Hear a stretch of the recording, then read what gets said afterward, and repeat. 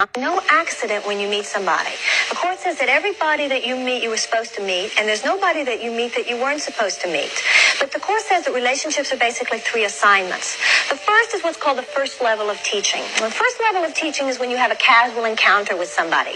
Let's say you met somebody in an elevator, or some child lost his little ball, and you had to choose in those interactions who you were going to be. Were you going to smile at the person in the elevator, or were you going to be cold and dismissive, which is the way the world tells you it is wise to be in some cases.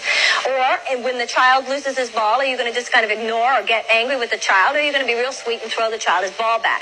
That's called the first level of teaching.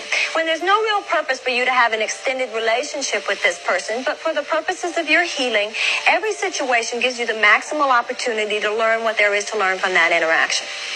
Now, the second level of teaching is when you come together with a person for a relatively extended period of time.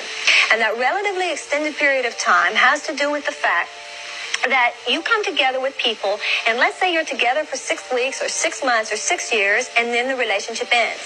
Now, according to the ways of the world, according to the ego, that means that the relationship failed. Oh, that's too bad. Of course, that doesn't mean the relationship failed at all.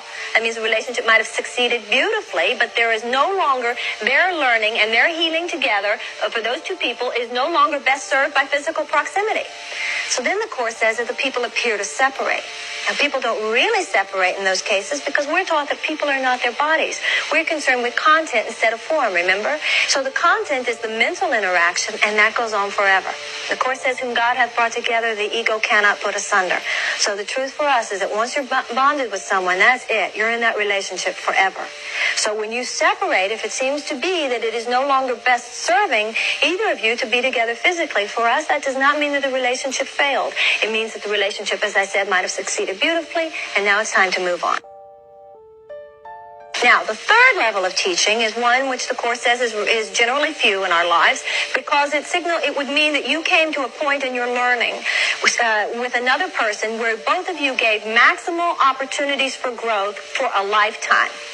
That would mean that you met somebody, and for your whole lives, there would be stuff to learn together. Now, you're probably your hearts are going pitter-patter because you think, wouldn't that be nice to meet that person? And the Course says not necessarily. You might not like each other at all. All we said was that you had a lot to learn together. We didn't say that you like each other, right? Because depending on where you are, the person sometimes who is the greatest teacher for you, remember, the person who's really the greatest teacher for you is someone who brings up all your stuff.